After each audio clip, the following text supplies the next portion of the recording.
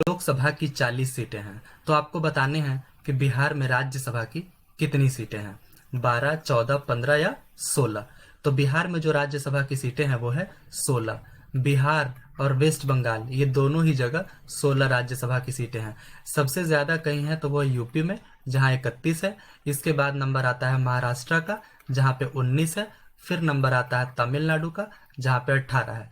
अब पड़ोसियों के बारे में भी जान लीजिए, जैसे कि उड़ीसा। तो उड़ीसा में टोटल 10 राज्यसभा की सीटें हैं, और झारखंड झारखंड में है 6 राज्यसभा की सीटें। तो ये सब चीज आप लोग ध्यान रखिएगा। अगला प्रश्न, वर्ष 2011 की जनगणना में बिहार की अनुमानित आबादी है तो कितनी थी? 2011 के सेंसस के अनुसार बिहार की आबादी, तो ये अनुमानित थी लगभग 10 करोड़ के आसपास। अगर एग्जैक्ट नंबर देखेंगे तो वो था 10,40,99,452। ये एग्जैक्ट आंकड़ा था। अगर मेल्स की आंकड़े की बात करें कि मेल कितने थे, तो वो थे 5,42,78,157। ये मेल का आंकड़ा था। अगर फीमेल के आंकड़े के बारे में जानना है तो वो था 4,98,21,295। अगर आपसे पूछा जाए कि एरिया वाइज सबसे बड़ा डिस्ट्रिक्ट कौन है, तो वो है वेस्ट चंपारण, पश्चिमी चंपारण एरिया वाइज। अगर पॉपुलेशन वाइज पूछा जाए तो वो है पटना, जो कि बिहार की कैपिटल भी है। आइए बात करते हैं अपने तीसरे प्रश्न के बारे में। बिहार राज्य में अभी टोटल कितने जिले हैं? तो 2022 के अनुसार अभी टोटल 38 जिले हैं बिहार में। चौथा प्रश्न, फीफा विश्व कप 2014 का आयोजन किस देश में हुआ? तो 2014 का जो फीफा था वो ब्राजील में हुआ था, और ये था 20वां फीफा विश्व कप था, और ये जीता था जर्मनी ने। लेकिन चूंकि अभी 2022 चल रहा है, तो 2022 में भी फीफा विश्व कप होने वाला है, तो हम लोग 2022 के फीफा विश्व कप के बारे में बात करते हैं। तो ये हो रहा है कतर में, और ये होने वाला है 20 नवंबर 2022 से लेकर 18 दिसंबर 2022 तक ये चलेगा। और ये जो है ये 22वां फीफा विश्व कप हो रहा है, 2022 में हो रहा है और 22वां। और 2026 में जो प्रस्तावित फीफा है वो होने वाला है कनाडा, यूएस और मेक्सिको जैसे देशों में। ये तीनों मिलकर आयोजित करने वाले हैं 2026 का फीफा विश्व कप। हर 4 साल में होता है फीफा विश्व कप फुटबॉल का, तो 2026 वाला यहाँ होने वाला है, और ये 23वां फीफा विश्व कप होगा। अभी जो होने वाला 2022 में वो 22वां फीफा विश्व कप है। आइए बात करते हैं अपने पांचवें प्रश्न के बारे में। ब्लड कैंसर को आमतौर पर इस नाम से जाना जाता है। तो ब्लड कैंसर जो है उसको आमतौर पर जाना जाता है ल्यूकीमिया के नाम से।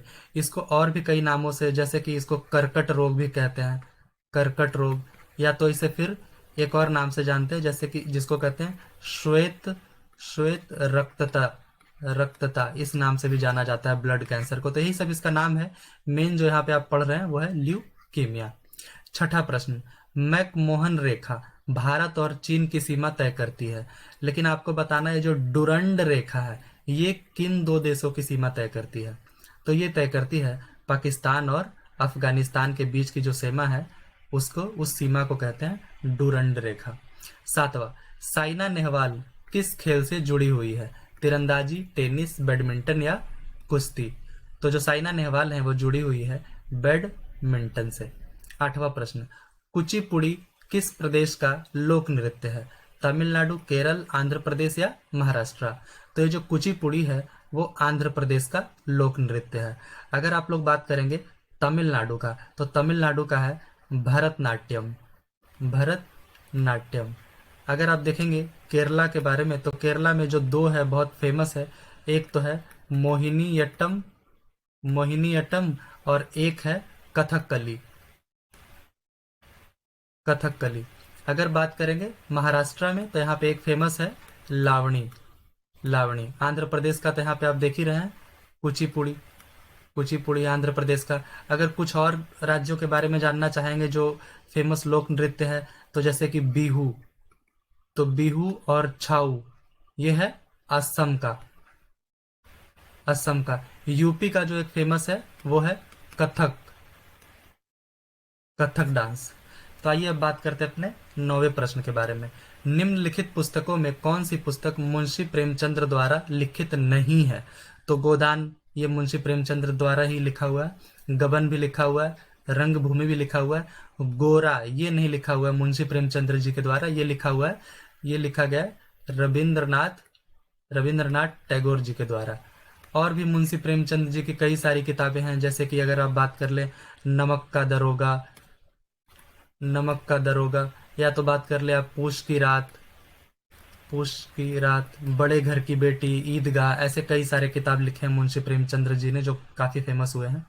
10वां, कीनन स्टेडियम किस शहर में अवस्थित है?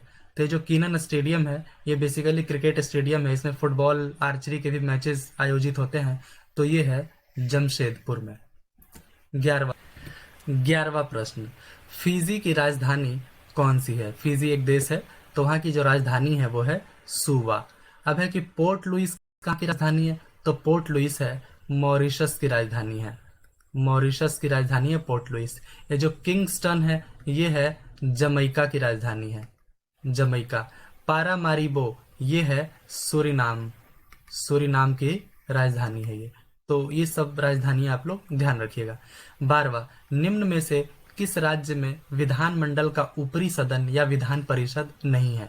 जैसे कि सेंटर लेवल पे हम लोग बात करते हैं तो लोकसभा और राज्यसभा दो है, उसी तरीके से स्टेट लेवल पे एक स्टेट असेंबली होता है और एक होता है विधान परिषद जो कि ऊपरी सदन होता है स्टेट में। तो ये कौन से राज्य में नहीं है आपको ये बताना है।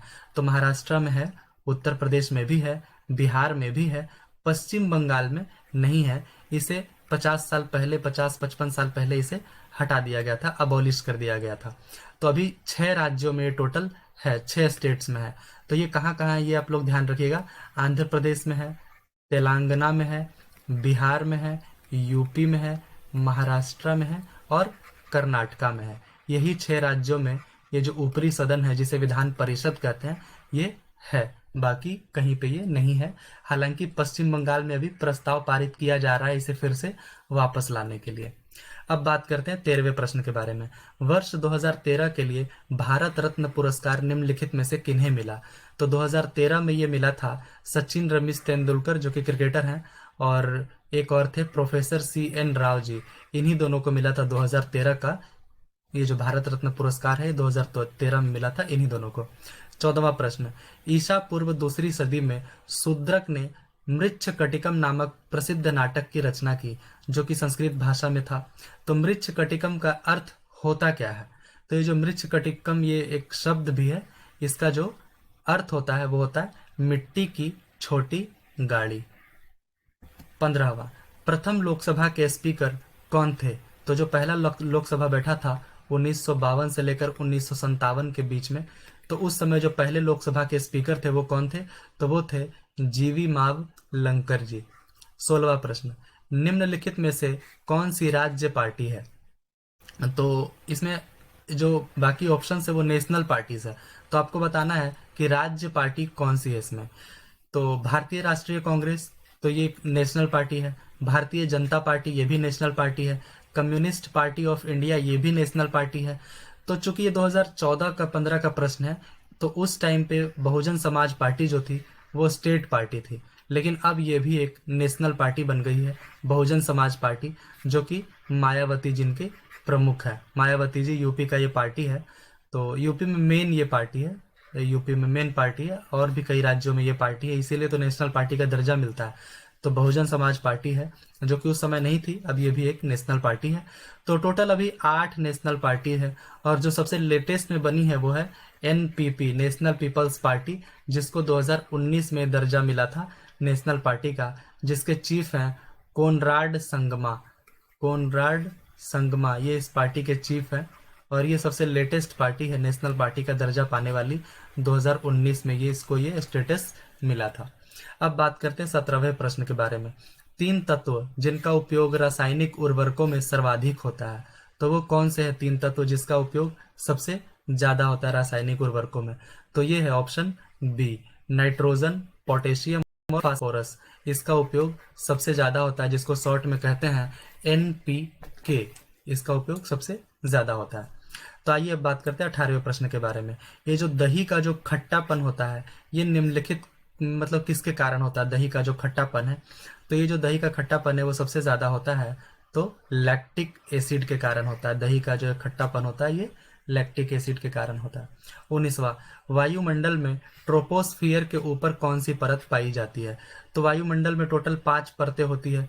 तो जो सबसे नीचे होती है वो होती है ट्रोपोस्फियर, जिसे क्षोभ मंडल भी कहा जाता है, ट्रोपोस्फियर। इसके ऊपर होती है स्ट्रेटोस्फेयर, स्ट्रेटोस्फेयर जिसे समताप मंडल कहा जाता है। फिर इसके ऊपर होता है मीजोस्फेयर, जिसे मध्य मंडल कहा जाता है।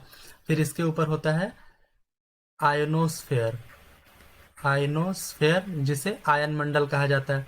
फिर सबसे लास्ट में होता है एग्जोस्फेयर, जिसे बहिर्मंडल कहा जाता है। तो यहाँ पे आपसे पूछा जा रहा है ट्रोपोस्फेयर के ऊपर कौन सी परत होती है? तो ट्रोपोस्फेयर के होती है ऊपर स्ट्रेटोस्फेयर, जिसे समताप मंडल कहा जाता है, समताप मंडल इसे कहा जाता है। तो इसका जो करेक्ट ऑप्शन है वो हो जाएगा ऑप्शन ए, 19वां का ए। 20वां, कैल्शियम की आवश्यकता निम्नलिखित में किससे नियमित है? कैल्शियम मांसपेशियों के कार्य करने के लिए, बिल्कुल। हड्डियों के विकास के लिए भी कैल्शियम की जरूरत होती है, खून जमने से रोकने के लिए। तो बेसिकली ये उपरोक्त सभी इसका करेक्ट ऑप्शन हो जाएगा, ऑप्शन डी हो जाएगा इसका, कैल्शियम की आवश्यकता इसे नियमित है। 21वां प्रश्न, निम्नलिखित में से कौन सा विटामिन जल में घुलनशील है?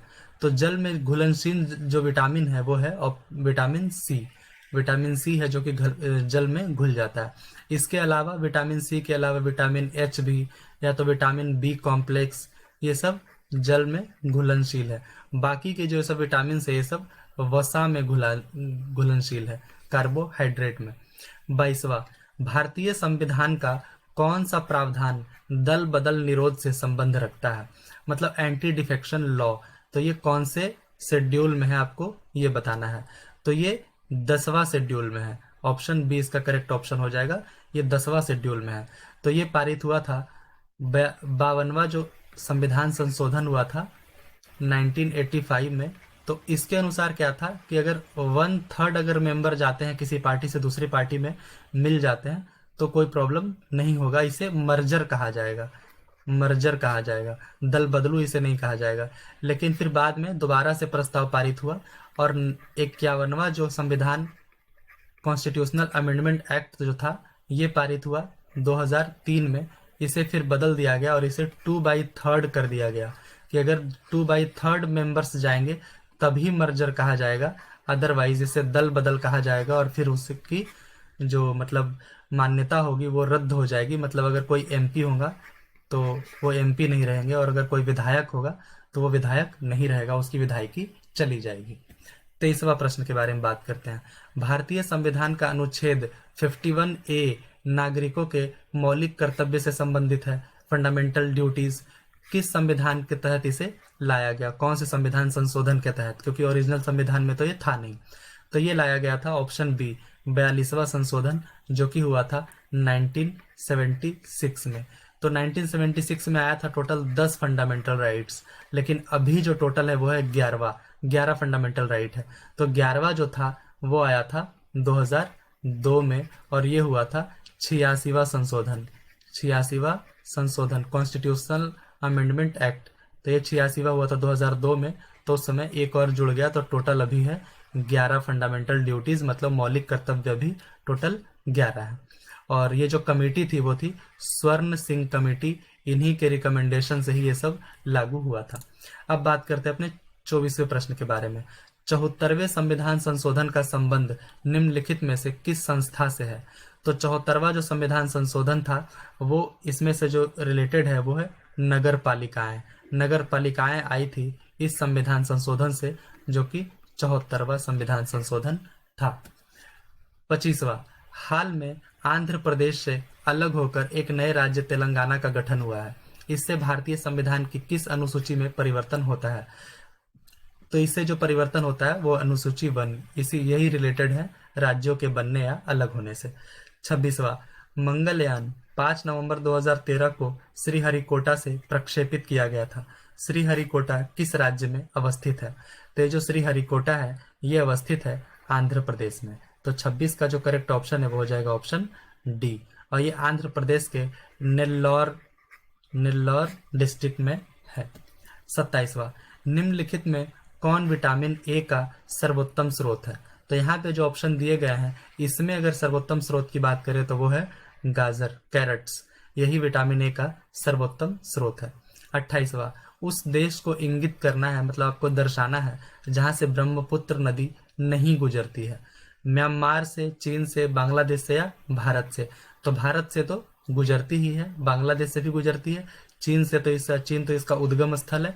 म्यांमार से ये नहीं गुजरती है। जैसा कि आप यहाँ पे देख सकते हैं इस चित्र में, यहाँ से ये नदी, यहाँ से उद्गम स्थल है, यहाँ से जो कि चाइना में है, यहाँ से होते होते फिर इंडिया में आती है और इंडिया से फिर ये बांग्लादेश, लेकिन इस साइड यहाँ पे जो म्यांमार है यहाँ पे टच नहीं करती है।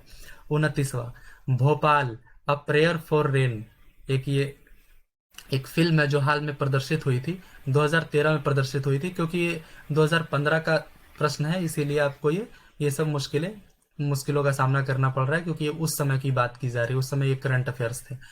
तो उस समय जो प्रदर्शित हुई थी तो एक औद्योगिक घटना पर आधारित थी। तो आपको ये बताना है कि जो 3 दिसंबर 1984 को जो भोपाल में जो गैस लीक हुआ था, कौन सी गैस का रिसाव हुआ था? तो ये जो गैस थी वो थी मिथाइल आइसोसाइनाइड। 30वां प्रश्न, सामान्यतया विधानमंडल के ऊपरी सदन के सदस्यों की कुल संख्या निचले सदन की कुल संख्या की कितनी होनी चाहिए? 1/4, 1/3, 1/5 या आधी होनी चाहिए? तो इसकी संख्या ये होनी चाहिए 1/3। 31वां प्रश्न, भारतीय राष्ट्रीय कांग्रेस की प्रथम महिला अध्यक्ष कौन थी? तो जो प्रथम महिला अध्यक्ष थी वो थी एनी बेसेंट, जो कि बनी थी 1917 में, और ये सेशन हुआ था कैलकाटा में ही हुआ था सेशन, और ये पहली बार जब कोई महिला बनी थी भारतीय राष्ट्रीय कांग्रेस की अध्यक्ष।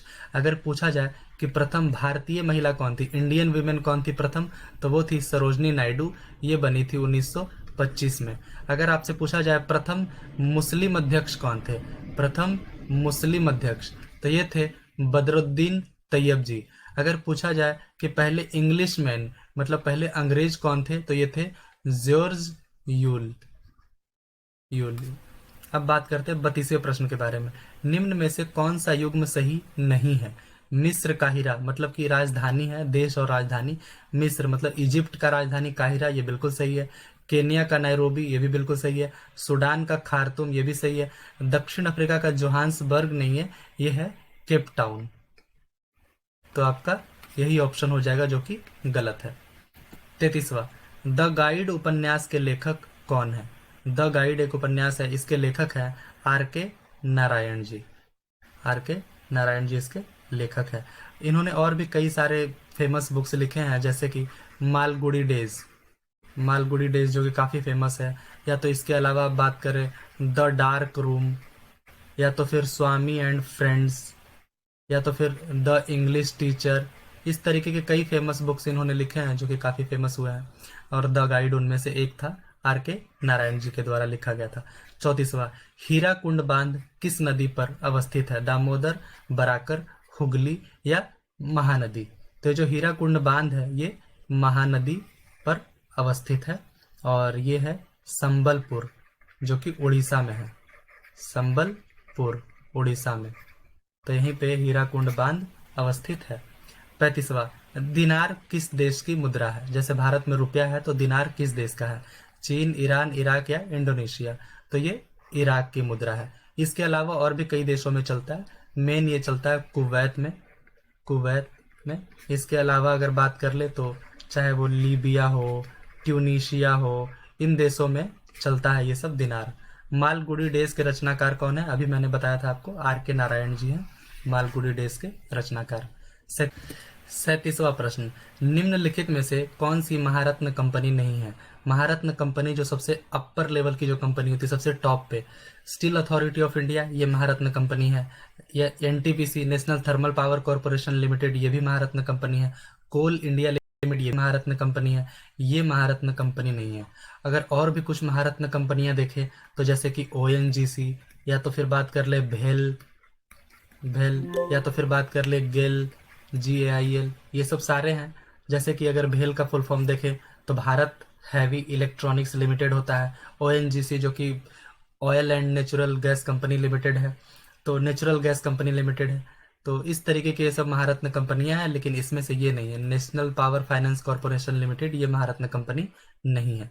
38वां प्रश्न, गंगा ब्रह्मपुत्र डेल्टा क्षेत्र का वन जो है निम्नलिखित में से किस नाम से वो जाना जाता है? तो गंगा ब्रह्मपुत्र डेल्टा क्षेत्र का जो वन है वो सुंदर वन के नाम से जाना जाता है। 39वां प्रश्न, कालिदास सम्मान पुरस्कार प्रारंभ किया गया था किस राज्य सरकार के द्वारा? पंजाब, उत्तर प्रदेश, मध्य प्रदेश या छत्तीसगढ़ सरकार द्वारा? तो ये स्टार्ट किया गया था, एमपी का गवर्नमेंट था, मध्य प्रदेश का, वहां उसके गवर्नमेंट के द्वारा ये स्टार्ट किया गया था कालिदास सम्मान पुरस्कार। पंचतंत्र तंत्र के रचनाकार कौन है? तो पंचतंत्र के जो रचनाकार हैं वो हैं विष्णु शर्मा जी। 41वां प्रश्न, निम्नलिखित में से किस फसल की खेती भारत में सर्वाधिक क्षेत्रफल में होती है? तो भारत में खाद्यान्नों के अंतर्गत आने वाला जो कुल क्षेत्र है उसका 47% पर होता है धान का खेती, 47% पर, इसीलिए सबसे ज्यादा है। 42वां, बर्मा ब्रिटिश भारत से कब अलग हुआ? बर्मा जिसका अभी का जो नाम है वो है म्यांमार, तो ये ब्रिटिश भारत से कब अलग हुआ? तो ये अलग हुआ था 1935 ईस्वी में, और ये हुआ था गवर्नमेंट ऑफ इंडिया एक्ट जो 1935 का था, उसके थ्रू ये बर्मा ब्रिटिश भारत से अलग हो गया था। 43वां, पटना उच्च न्यायालय की स्थापना कब हुई थी? तो जो पटना का उच्च न्यायालय हाईकोर्ट है उसकी स्थापना हुई थी, 43वां का जो ऑप्शन हो जाएगा वो हो जाएगा ऑप्शन डी, 1916 ईस्वी में स्थापना हुई थी। अगर कोई बात करे जो सबसे पुराना हाई कोर्ट है इंडिया का, तो उसमें एक जो है वो है कैलकटा, सबसे पुराना है, जिसका स्थापना हुआ था 2 जुलाई 1862 ईस्वी को। और पटना का जैसे कि मैंने आपको बताया वो 1916 में हुआ था। अभी का अगर पटना का चीफ जस्टिस के बारे में बात करें 2022 में, तो अभी हैं वो संजय करोल जी, चीफ जस्टिस है पटना हाई कोर्ट के। 44वां, सर्वेंट ऑफ इंडिया सोसाइटी की स्थापना किसने की थी? तो सर्वेंट ऑफ इंडिया सोसाइटी जो मतलब थी उसका स्थापना की गई थी गोपाल कृष्ण गोखले के द्वारा, जो कि महात्मा गांधी के पॉलिटिकल गुरु थे, राजनीतिक गुरु थे, और इन्होंने इसका स्थापना किया था 1905 ईस्वी में, और ये किया गया था बॉम्बे में। 45वां, किस वर्ष सिक्किम भारत संघ का 22वां राज्य बना? 1962, 1967, 1971 या 1975 में? तो ये बना था, सिक्किम बना था 1975 ईस्वी में, 22वां राज्य बना था भारत संघ का, और ये बना था 36th कॉन्स्टिट्यूशनल अमेंडमेंट एक्ट, मतलब कि संविधान संशोधन कानून 36वां, और ये हुआ था 1975 में। इसी के थ्रू ये बना था भारत संघ का 22वां राज्य। 46वां प्रश्न, आजादी के बाद भारत और नेपाल के बीच प्रथम शांति और मित्रता संधि किस वर्ष काठमांडू में हस्ताक्षरित किया गया था? तो ये किया गया था आजादी के बाद 1950 ईस्वी में पहली बार भारत और नेपाल के बीच, और उस समय जो नेपाल के प्राइम मिनिस्टर थे वो थे मोहन शमशेर जग बहादुर राणा, ये थे वहाँ के प्राइम मिनिस्टर थे उस टाइम पे। और जो भारत का राजदूत था वहाँ पे नेपाल में वो थे चंद्रदेश्वर नारायण सिंह। तो इन्हीं दोनों के बीच में हुआ था पहली बार शांति वार्ता, शांति और मित्रता संधि जो हुआ था 1950 ईस्वी में पहली बार हुआ था। 47वां, भारत में जो जंगली गधे हैं वो निम्नलिखित में कहाँ पाए जाते हैं? तो ये पाए